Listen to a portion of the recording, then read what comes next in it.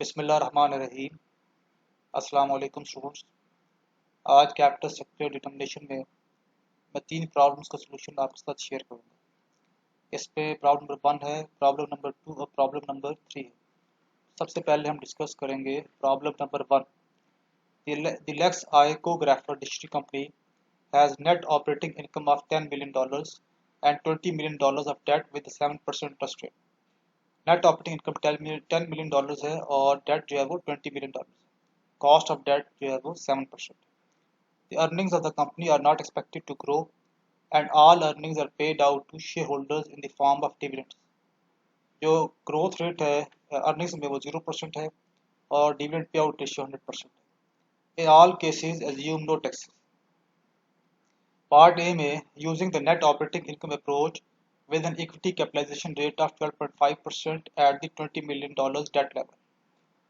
जो equity capitalization rate है वो हम 12.5% यूज़ करेंगे और जो डेट लेवल है वो $20 बिलियन है। तो हमने नेट ऑपरेटिंग इनकम को यूज़ करना है to compute the total value of the firm and the implied overall capitalization rate k naught. तो हमने जो है वो total value of the firm determine करनी है और जो ओवरऑल कैपिटलाइजेशन रेट है के नॉट उसको हमने डिटर्मिन करना है। बी पार्ट में next assume that the firm issues an additional $10 billion in debt and uses the proceeds to retire common stock. यानी हम रिकैपिटलाइजेशन करेंगे बी पार्ट में। Also assume that the interest rate and overall capitalization rate remain the same as in part A. जो assumption ये है कि जो interest rate है और जो के नॉट है उसमें कोई चेंज नहीं आएगा। Compute the new total value of the firm and the new implied equity capitalization rate. हमने new total value of the firm determine करना है और जो न्यू इम्प्लाइड इक्विटी रेट है उसको हमने डिटर्मिन करना है। सबसे पहले हम पार्ट ए का सोल्यूशन देखते हैं। एनओआई अप्रोच हमने यूज़ करके सबसे पहले लिखा नेट ऑपरेटिंग इनकम जो कि हमारे पास 10 बिलियन थी। इसमें से हमने लेस कर दिया इंटरेस्ट ऑन डेट, तो हमारे पास आ जाता है earnings available to common share holders. जो earning available to common share holders है उसको अगर आप डिवाइड कर दें इक्विटी कैपिटलाइजेशन रेट के ऊपर तो मार्केट वैल्यू ऑफ स्टॉक आ जाता है। जैसे हमने यहाँ पे डिवाइड किया तो हमारे पास मार्केट वैल्यू ऑफ स्टॉक आ गया और जो टोटल वैल्यू ऑफ फर्म होती है वो market value of stock plus market value of debt है। उनको ऐड कर दें तो हमारे पास जो है वो टोटल वैल्यू ऑफ फर्म आ जाती है, यानी sum of market value of equity plus market value of debt. K naught जो है उसको फाइंड करने के लिए आप दो फार्मूलास अप्लाई कर सकते हैं। एक आप बैक के थ्रू अप्लाई कर सकते हैं जिसमें आप वेट्स डिटर्मिन कर सकते हैं और फिर उनको उसकी रिलेटिव जो कॉस्ट है उसके साथ मल्टीप्लाई करके ऐड करके आप बैक डिटर्मिन कर लें। या एक सिंपल तरीका यहाँ पे भी आप अप्लाई कर सकते हैं इस केस में कि आप नेट ऑपरेटिंग इनकम को डिवाइड कर दें टोटल वैल्यू ऑफ फर्म के ऊपर तो ओवरऑल कैपिटलाइजेशन रेट जो है वो आ जाएगा। जैसे कि इस केस में 11.26% जो है वो के नॉट है।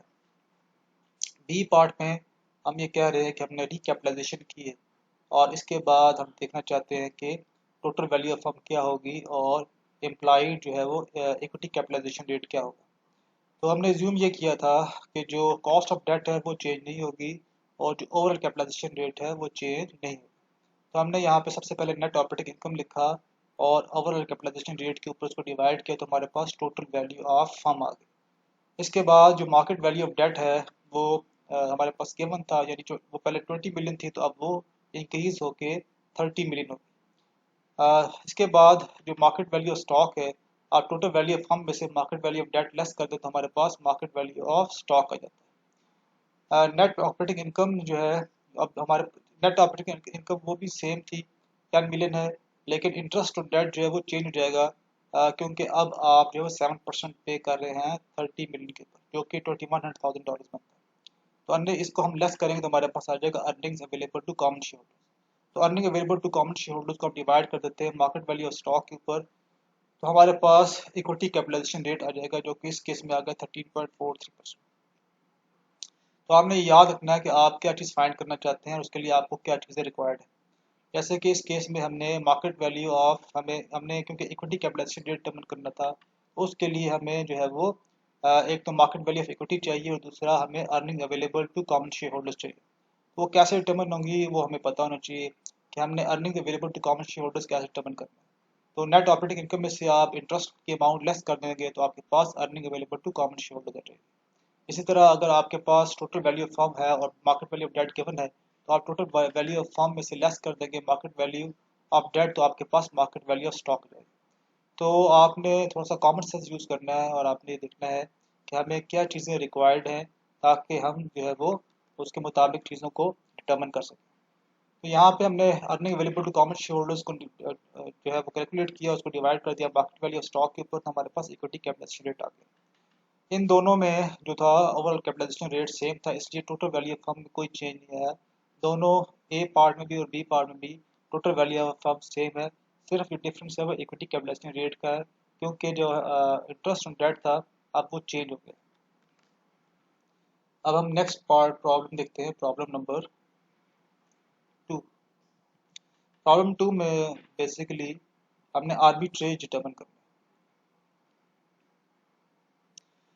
The wannabe company and the gotta have company are identical in every respect except that the wannabe company is not financially liable। यानी दोनों कंपनीज जो हैं वो बिल्कुल एक जैसी हैं, लेकिन दोनों कंपनीज में डिफरेंस ये है कि वानाबी जो कंपनी है ये फाइनेंशियल लीवर्ड नहीं। Whereas the gotta have company has $2 million in 12% bonds outstanding। लेकिन जो गोटा हैव कंपनी है उसने $2 बिलियन का डेट लिया हुआ है और इंटरेस्ट रेट उसके ऊपर 12%। There are no taxes and capital markets are assumed to be perfect। The earnings of both companies are not expected to grow and all earnings are paid out to shareholders in the form of dividends।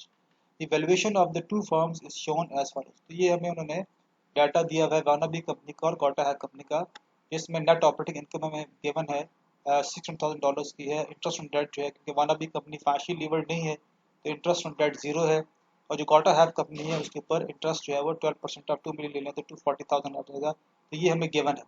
इसी तरह earning available to common share holders ये हमारे पास आ गई है 600,000, और गोटा have company के केस में 360,000, यानी 600,000 में से लेस कर दें इंटरेस्ट तो आपके पास earning available to common share holders आती है। अब बताइए ये चार्ट है, ये टेबल है, ये हमें गिवन है। इक्विटी कैपिटलाइजेशन रेट जो है वो वानाबी कंपनी का 15% है और जो गोटा हैव कंपनी है उसका 16%। इस तरह मार्केट वैल्यू ऑफ स्टॉक जो है आपने earning available to common holders को डिवाइड कर देंगे अगर आप इक्विटी कैपिटलाइजेशन रेट के ऊपर, तो आपके पास मार्केट वैल्यू ऑफ स्टॉक आ जाएगा, जो कि हमें इन्होंने खुद से कैलकुलेट करके दिया है। ये 41,000 है डॉलर, जो यानी कि 4 मिलियन है। इसी तरह जो है वो 20 ये जो गोटा हैव कंपनी है इसका $2.25 मिलियन जो है वो market value of stock. Market value of debt जो है वो वानाबी कंपनी, क्योंकि उसने डेट नहीं लिया हुआ तो उसकी जो मार्केट वैल्यू ऑफ डेट है वो जीरो है, लेकिन जो गोटा हैव कंपनी है उसने $2 मिलियन का डेट जो है वो लिया हुआ है, तो इसलिए यहाँ पे मार्केट वैल्यू ऑफ डेट बनती है $200,000। टोटल वैल्यू ऑफ फर्म जो है market value of debt plus market value of equity होती है, और ये हमें उन्होंने डिटरमाइन करके दी है। इसके बाद के नॉट है इम्प्लाइड ओवरऑल कैपिटलाइजेशन रेट, और ये बनता है वानाबी कंपनी का 15% और गोटा हैव कंपनी का 14.12%। डेट टू इक्विटी रेशियो जो है वो गोटा हैव कंपनी की 0.89। अब हमने इस क्वेश्चन को सॉल्व करना है, क्योंकि हमने देखा है कि दोनों क्वेश्चन से दोनों जो कंपनीज हैं वो सेम है, लेकिन इन दोनों में जो डिफरेंस है वो सिर्फ ये है कि एक कंपनी लीवर्ड है और दूसरी कंपनी जो है वो लीवर्ड नहीं है, जिसकी वजह से एक कंपनी जो है उसकी जो के नॉट है वो 15% है और दूसरी कंपनी का के नॉट जो है वो 14.12% है, जबकि इन दोनों का जो है वो के नॉट वो सेम होना चाहिए, लेकिन सेम नहीं है, इसलिए अब हम जो है वो इसकी आर्बिट्रेज करेंगे। तो आर्बिट्रेज में सबसे पहले हम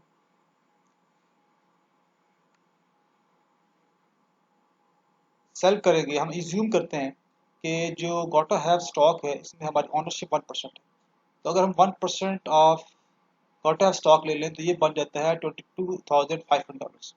तो फर्स्ट स्टेप में हम सेल योर गोटा हैव स्टॉक फॉर 22,500। सबसे पहले जो है वो हम गोटा हैव स्टॉक का जो शेयर है उसको बेच देंगे, जो कि हमारा बनता है 1%, $22,500। सेकेंडली फिर हम बारो करेंगे, जो हमारी ओनरशिप थी यहाँ पे 1% की, तो जो वानाबी जो गोटा है उसका जो डेट है उसका 1% हम जो है वो हम भी बारो करेंगे। हम ये ज्यूम करते हैं कि हम जो बारो करेंगे उसके ऊपर जो कॉस्ट ऑफ डेट होगी वो भी हम सेम ही पे करेंगे जो कि गोटा है कंपनी पे करेगी। तो borrow $20,000 at 12% interest rate. This personal debt is equal to 1% of Gotta Have debt. Third step में buy 1% of the stock of the Wannabe company for $40,000। तो मार्केट वैल्यू ऑफ जो स्टॉक था वानाबी कंपनी का $40,000 था। उसका अगर आप 1% ले लेते हैं तो वो आ जाता है, यानी वो 4 मिलियन था तो उसका 1% आप ले लो तो ये आ जाएगा $40,000। And still have 22,500 plus 20,000 minus 40,000 is equal to $2,500 left over to other investment for other investment। यानी हमने जो इन्वेस्टमेंट की है यहाँ पे, अभी हमने यहाँ पे जो स्टॉक बाय किया है वो बाय किया है हमने $40,000 और हमारे पास जो इसके पैसे अवेलेबल है वो है 22,000। हमने 500 जो हमने जो कोटा स्टॉक था उसको हम जो बेचा तो हमारे पास पैसे आ गए 22,500। इसके अलावा हमने जो है 1% जो है वो बारो किया था तो ये बनता है $20,000। तो टोटल अमाउंट हमारे पास आ गई $42,500। ठीक है, और $42,500 में से हमने $40,000 के वानाबी कंपनी का स्टॉक परचेज कर लिया। तो 42,500 में से 40,000 लेस कर दें तो हमारे पास अभी भी $2,500 है जिसको हम किसी और जगह पे इन्वेस्ट कर सकते हैं। फोर्थ स्टेप में हमने रिटर्न डिटरमिन करना है कि हमने जो गोटा है स्टॉक जिसमें हमारा शेयर था, ओनरशिप थी, उस पे हमारा कितना रिटर्न बनता है। तो रिटर्न ऑन इन्वेस्टमेंट इन गोटा है स्टॉक जो कि 16% था required rate of return on equity, तो 16% मल्टीप्लाई बाय 22,500 कर दें तो हमारे पास जो रिटर्न आता है वो $3600। अगर हम इसको बेच दिए जैसे कि हमने, और अगर हम इसको वानाबी कंपनी के अंदर स्टॉक के अंदर इन्वेस्टमेंट करते हैं तो अब हम कितना रिटर्न जो है वो अर्न करें। तो रिटर्न इन्वेस्टमेंट इन वानाबी कंपनी यानी $40,000 जो थी उसकी मार्केट वैल्यू थी स्टॉक की, 15% हमें रिटर्न मिल रहा है तो 15% ऑफ 40,000 ले लें, हमारे पास जो रिटर्न इन्वेस्टमेंट आती है इन वानाबी वो $6,000 आती है। यहाँ पे क्योंकि हमने लोन लिया हुआ था $20,000 का तो 12% ऑफ 20,000 निकाल डबल करें तो ये आता है $2,400।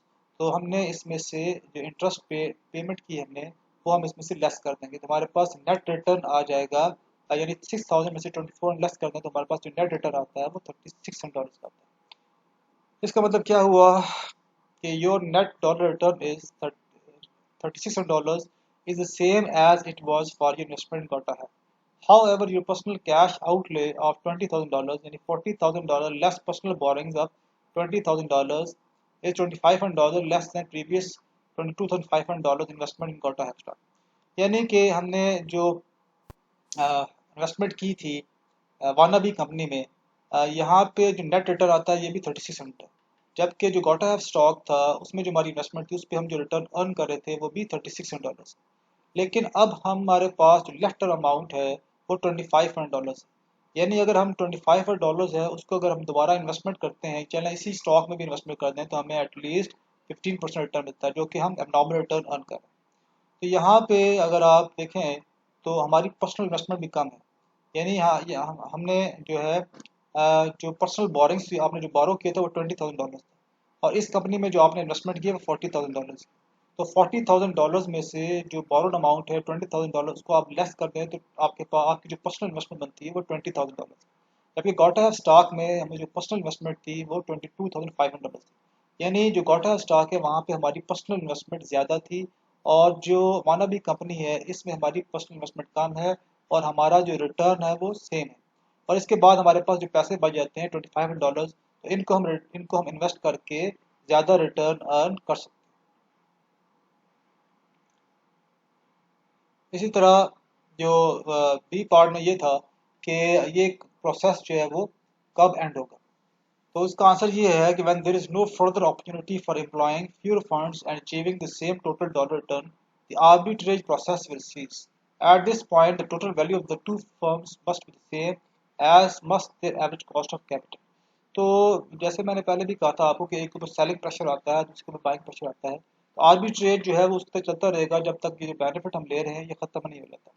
और दोनों की जो वैल्यूज़ हैं जो कॉस्ट ऑफ कैपिटल है, ओवरऑल कॉस्ट ऑफ कैपिटल वो सेम नहीं हो जाता। तो जब overall cost of capital same हो जाएगा तो फिर आपका जो मार्केट वैल्यू ऑफ फर्म है दोनों की वही सेम हो जाएगी। तो वहाँ पे आर्बिट्रेज प्रोसेस जो है वो आपका ख़त्म हो जाएगा यानी सीज हो जाएगा।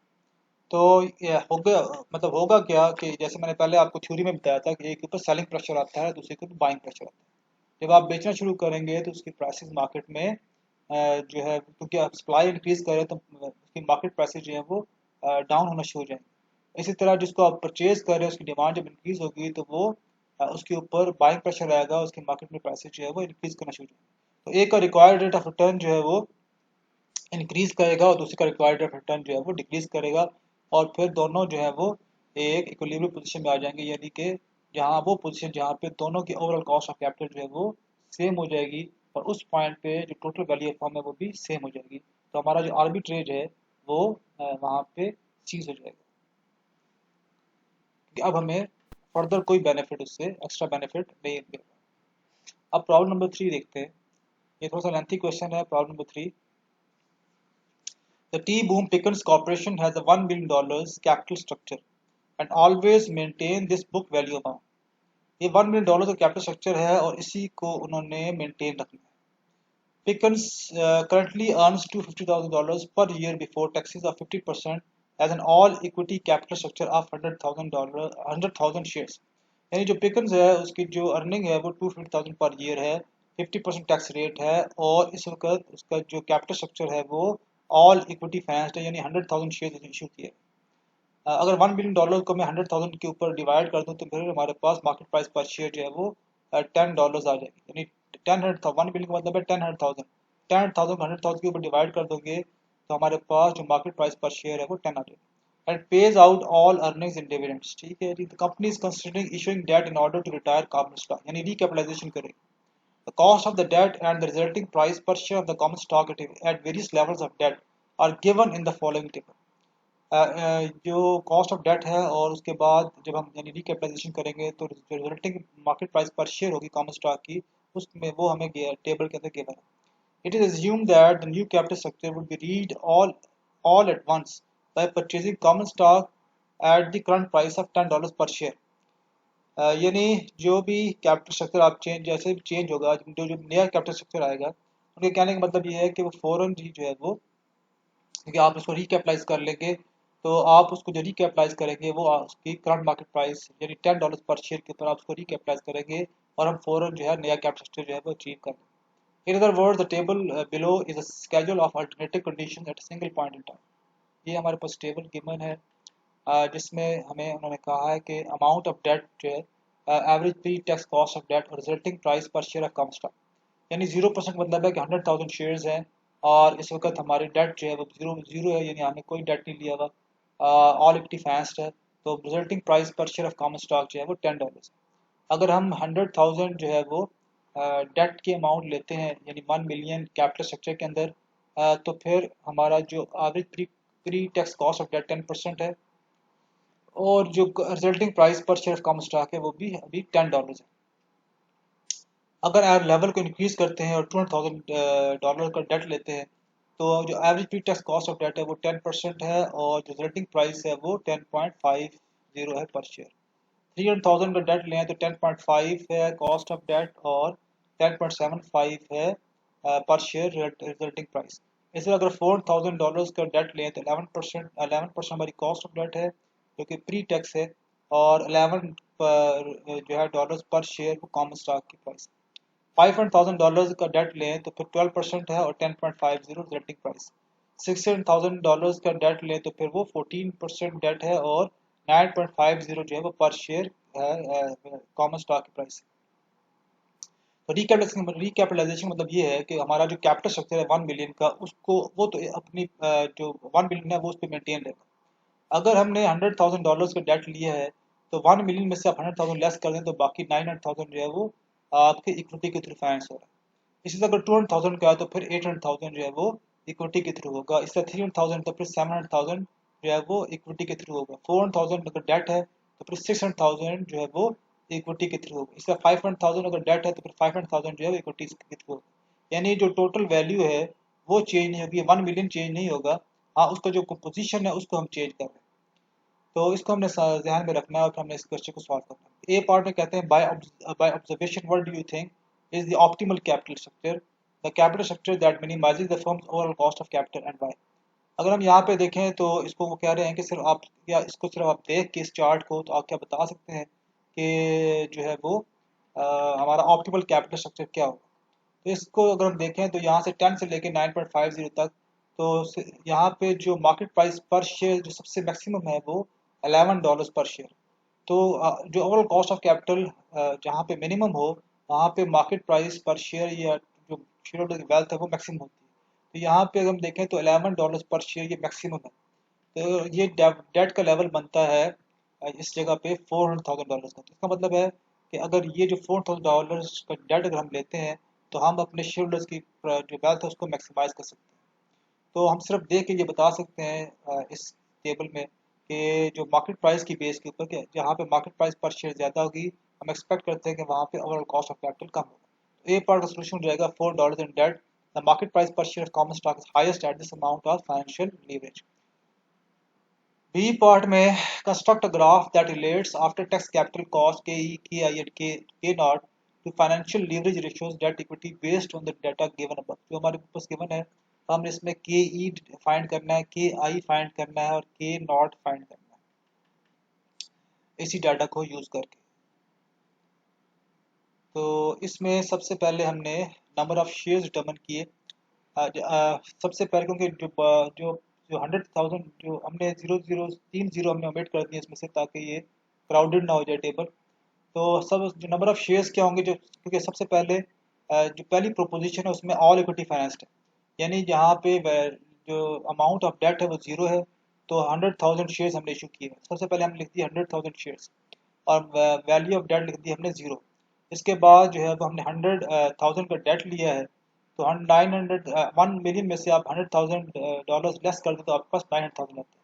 उसको अगर आप 10 पे डिवाइड कर दें तो आपके पास 90,000 शेयर्स आते हैं। इसी तरह हमने जो सेकंड लेवल है डेट का 200,000 का, तो 1 मिलियन से 200 लेस कर दें तो आपके पास 800,000 आता है। उसको आप 10 पे डिवाइड कर देंगे तो आपके पास 80,000 शेयर्स आ जाएंगे। इसी तरीके से हमने जो है वो 70,000 शेयर डमन किए, 60,000 शेयर डमन किए, 50,000 और 40,000। और जो डेट की अमाउंट है वो 0, 100, $200, 200, 300, 400, 500 और $600,000। इसके बाद हमने जो है वो earning before interest and taxes determine की, EBIT बताया। EBIT हमें गिवन था जो कि $250,000 था। तो हमने ये लिख दिया $250,000 हर एक के साथ, क्योंकि इसमें कोई चेंज नहीं। आप जो सा भी कैपिटल स्ट्रक्चर जो है वो आपका हो, लेकिन जो इनकम है उसमें कोई चेंज नहीं आएगा। तो EBIT जो है वो सेम रहेगी। अब इसके बाद जो नेक्स्ट स्टेप आता है वो इंटरेस्ट का, क्योंकि हमने जो के आई तो हमें गिवन है कि यानी के नॉट के बी कह लें या के डी कह लें, वो गिवन है और उसको हमने उसके बाद आफ्टर टैक्स जो है वो कॉस्ट ऑफ डेट डिटरमिन किया। लेकिन हमने जो है वो के ई निकालना है, तो के ई निकालने के लिए सबसे पहले हमें earning available to common share holder चाहिए और फिर हम उसको जो है आगे फर्दर जो है फिर हम उसको मार्केट जो है वो डिटर्मिन करते हैं कॉस्ट ऑफ इक्विटी। तो सबसे पहले हमने एक EBIT डिटर्मिन किया, ये हमारे पास गिवन था, ये हमने इसके बाद इंटरेस्ट की अमाउंट डिटर्मिन की जो कि हमें इंटरेस्ट रेट गिवन था यहाँ पे बिफोर टैक्स जो है इंटरेस्ट रेट, ये average pre tax cost of debt, यानी जीरो पहले केस में 0%, ऊपर 10%, 10%, 10.5, 11, 12 और 14%। तो ये हमने यहाँ पे उसको जो है वो अमाउंट ऑफ डेट से मल्टीप्लाई करेंगे तो हमारे पास उसकी अमाउंट आ जाएगी। तो हमने इंटरेस्ट पेमेंट लिख दी, EBIT में से हमने इंटरेस्ट पेमेंट लेस की तो हमारे पास अर्निंग बिफोर टैक्सेस आ गई। अर्निंग बिफोर टैक्सेस जो है हमें उन्होंने बताया है कि जो टैक्स रेट है 50%, तो हमने इसको 1 माइनस 0.5 करके, यानी वो भी 0.5 ही आएगा, तो उसको मल्टीप्लाई करेंगे अर्निंग बिफोर टैक्सेस से तो हमारे पास अर्निंग आफ्टर टैक्सेस आ जाएगी, जो कि हमने हर एक लेवल के ऊपर जो है वो अर्निंग्स आफ्टर टैक्सेस डिटर्मिन कर। जो अर्निंग आफ्टर टैक्सेस है इसको आप earning available to common share holders भी कह सकते हैं, क्योंकि ये earning available to common share holders.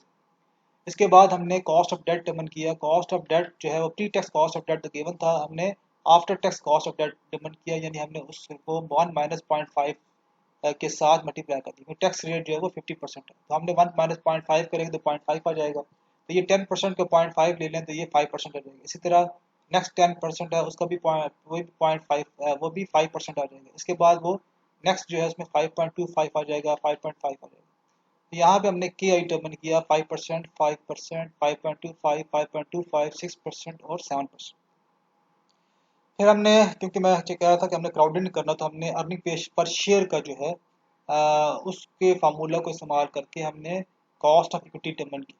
तो यहाँ पे हमने ये किया है कि earning available to common share holders को आप नंबर ऑफ शेयर्स के ऊपर डिवाइड करते हैं तो आपके पास अर्निंग पर शेयर आ जाती है। तो यहाँ पे हमने 125 को 100 पे डिवाइड किया तो $1.25 पर शेयर आ गया आपके पास। इसी तरह 1.33 आ गया, 1.44, 1.56, 1.72, 1.902, 2.08। तो हमने अर्निंग पर शेयर डिटरमिन कर लिया। अर्निंग पर शेयर को आप market value of price, market value of stock है उसके ऊपर आप डिवाइड कर देंगे तो आपके पास कॉस्ट ऑफ इक्विटी आ जाएगी। यहाँ पे हमें उन्होंने रिजल्टिंग प्राइसेस गिवन थी टेबल के अंदर।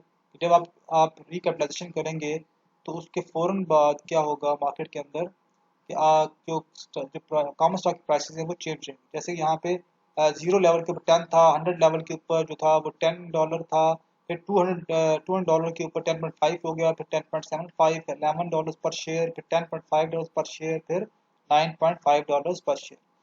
तो ये जो रिजल्टिंग मार्केट प्राइस है ऑफ कॉमन स्टॉक, यहाँ पे जो पी लिखा हुआ है यहाँ पे हमने वो सारी जो मार्केट प्राइसेस हैं वो लिख दी।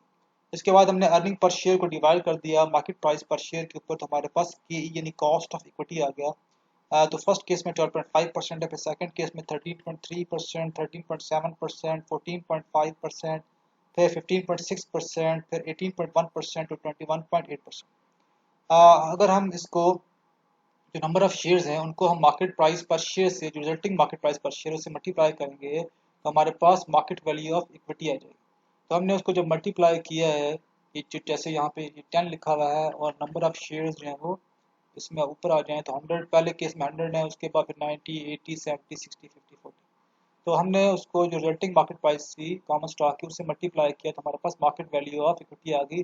जैसे ही आप रिकैपिटलाइजेशन करेंगे तो रिजल्टिंग मार्केट प्राइस जो है वो कॉमन स्टॉक की हमें गिवन है कि उसके बाद मार्केट प्राइस क्या हो जाएगी कॉमन स्टॉक की, उसको आपने मल्टीप्लाई कर देना है सिर्फ सिंपली नंबर ऑफ शेयर्स के साथ।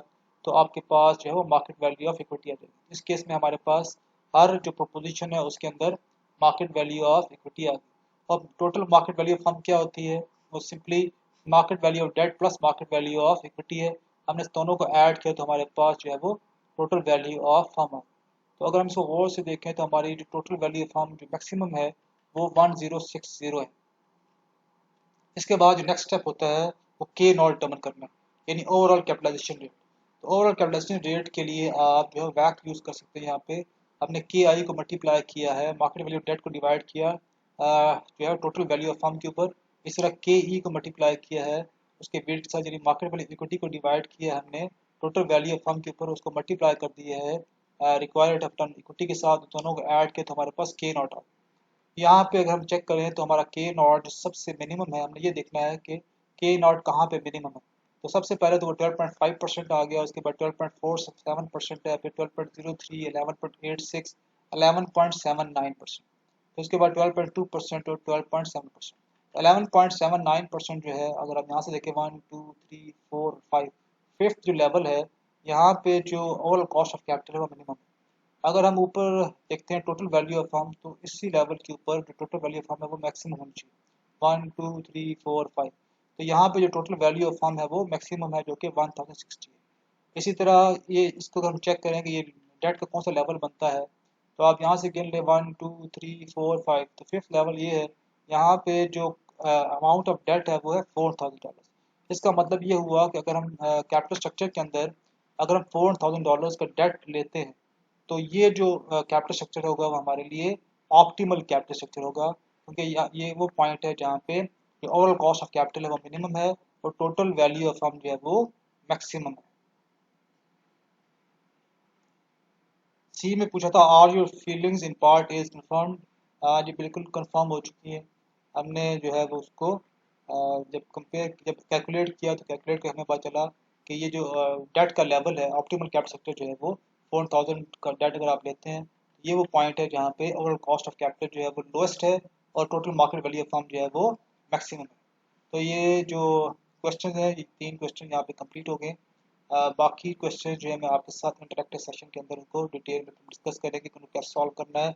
और इसमें भी आपके अगर कोई क्वेश्चन हैं और इसको यही जो क्वेश्चन जो मैंने अभी किया है इसको हम एक और तरीके से भी कर सकते हैं, तो उसको फिर मैं आपके साथ इंटरेक्टिव सेशन के अंदर जो है वो डिस्कस करूँगा कि हम उसको कैसे और कौन सा अल्टरनेटिव मेथड है जिसके थ्रू हम इसको सॉल्व कर सकते हैं। तो आज के लिए इतना ही है। Thank you very much.